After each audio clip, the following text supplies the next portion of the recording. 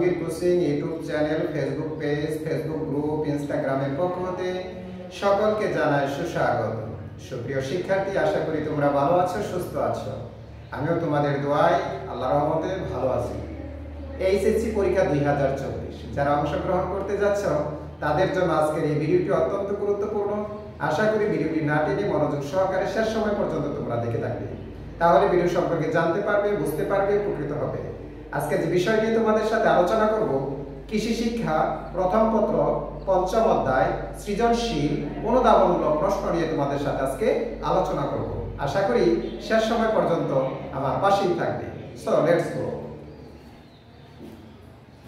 অনুধাবনমূলক প্রশ্ন 1, দানা জাতীয় ফসলের বৈশিষ্ট্য ব্যাখ্যা করো।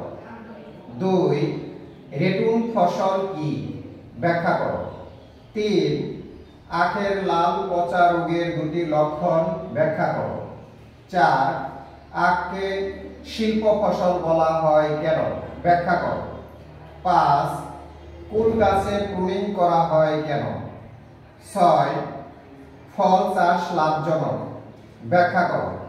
7, কমলা চাষ লাভজনক, ব্যাখ্যা করো।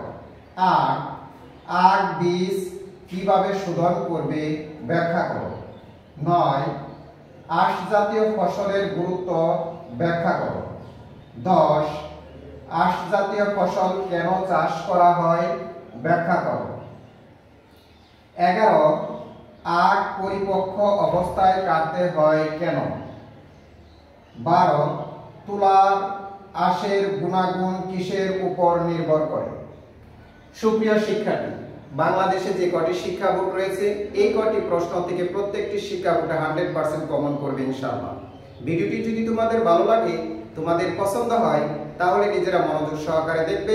পাশাপাশি সারা বাংলাদেশে প্রত্যেকটা শিক্ষার্থী যেন এই প্রশ্নগুলো পেতে পারে, ভিডিওটি পেতে পারে, এই জন্য ভিডিওটি বেশি বেশি শেয়ার করবে, সাবস্ক্রাইব করবে, পেজটাকে ফলো দিয়ে রাখবে এবং পাশে থাকা বেল আইকনটি অন করে দিবে, যেন ভিডিওটি আপলোড করার সাথে সাথে তোমাদের কাছে নোটিফিকেশন চলে যায় এবং তোমরা ভিডিওটি মনোযোগ সহকারে দেখতে পারো।